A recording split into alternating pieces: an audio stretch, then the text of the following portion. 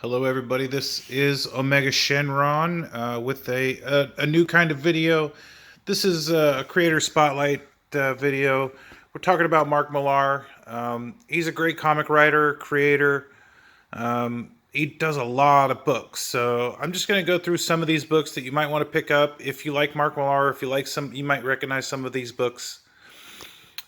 He's really your boy Zach talks about him every once in a while. He can be really hit or miss, and that I feel like that's just like a trait of geniuses. Like a lot of great writers can produce crap every once in a while. Because it's just so easy. It just comes so easy to them. So.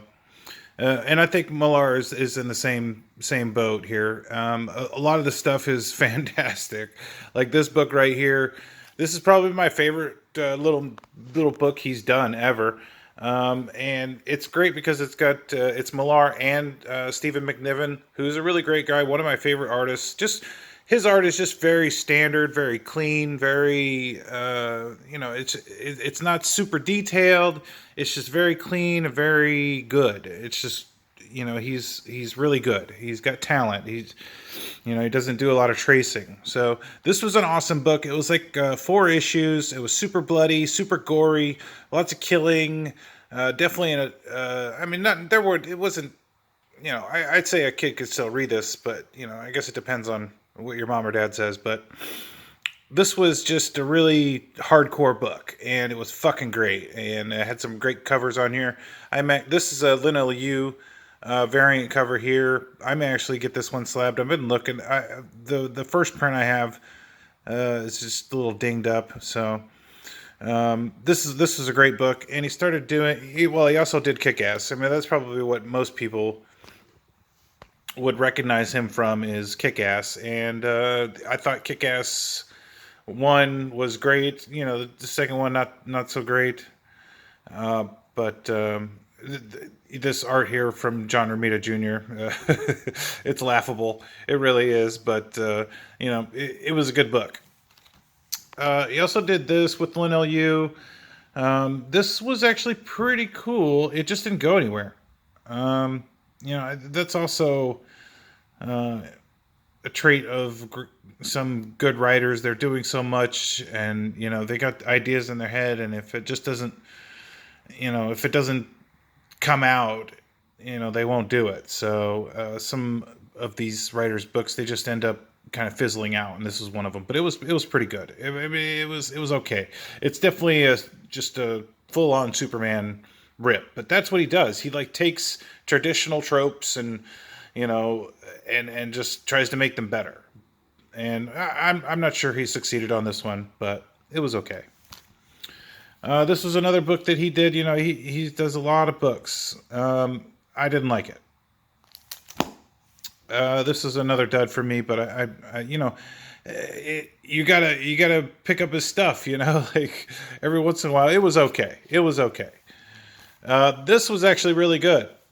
This is another, where he's just taking the superhero tropes to the extreme and adding kind of just a new twist to it. Like, what if superheroes, superhumans existed right now, in modern history? What would we do? How would we deal with that, And it was this. I would go read it. It's pretty good. This is some of his more recent stuff, and I agree with your boy Zach. This book is almost kind of trolling Mags Visaggio. This looks a lot like a Mags book, but it's so much better. It's so much better, and it's pretty cool. And they even have I think this was one of them. No, this is the first print, but I think like the second prints were only 99 cents, so you could pick them up cheap. This is okay. It's another one of these where it feels like he's not trying. He's just showing people like how talented he is by being able to put out a book that's not his best, but it's still better than most of the stuff on the shelf. This is his latest thing that he's doing. Um, you know, he's just really able to create compelling characters. Like he's able to create characters that I don't know. You. It's not about being connected with the character. I don't feel like most comic readers really care about identifying with the heroes or identifying with the characters. I think that's a load of shit. You know, we want characters that are not like us. So, and I think he's able to do that in most of his books. And he's just able to just make a likable character. Like, yeah, these guys are cool. You know, these guys are just space cowboys. You know, and it's pretty good. And it came out in a 4 book chunk. I really like the art. The art's amazing. The art's really good. So it came out in 4 books all at once, and so you could read the whole story all together. And I'm pretty sure a lot of these books are, like a second print or something, or cheaper, which is kind of a cool thing that Image will do. Some of his Marvel books, I forget who this is signed by. Who is this signed by? Garish Seamus? Oh no. See, it doesn't even say whose signature it is. I think it's McNiven. Yeah, I'm pretty sure it's McNiven. Yeah, pretty sure it's McNiven. So he did Civil War, Old Man Logan. He did some stuff with the Ultimates that was okay. Ultimates 2. He did a short run in for Fantastic Four that was okay. Right around the Hickman stuff that I really liked. But this art is actually pretty cool, huh? I'm not sure. Who is it? Hitch Neary. I'm not really familiar with them. He did a cool little, just like a. It was strange. You'd have to read it to understand it. It's like all of Marvel, together, kind of weird book. I actually have to reread it because I honestly don't remember the main premise of the book, but it was pretty cool actually. He'll try different stuff. He maintains a lot of the the old guard, the just the essence of comic books, the essence of really just standard comic book fare, comic storytelling. He's really kind of holding that flag, and also trying different things, and that's what makes him good. I would definitely go check up this, but this is really my alley. Some of these other books like MPH, people who aren't into exclusively like powerful superheroes like this guy, this kind of like old man Superman kind of character, and the stories like center around him and his kids and stuff who are they're super powered too, and they're kind of misfits, and it's pretty cool. And what is this Nemesis book? Where did I put it? This Nemesis book, it's only 4 issues, but it was a fucking kick-ass story. Pardon the pun, but it was just awesome, and I would definitely go read this. This is my favorite combo of his, is when he teams up with McNiven.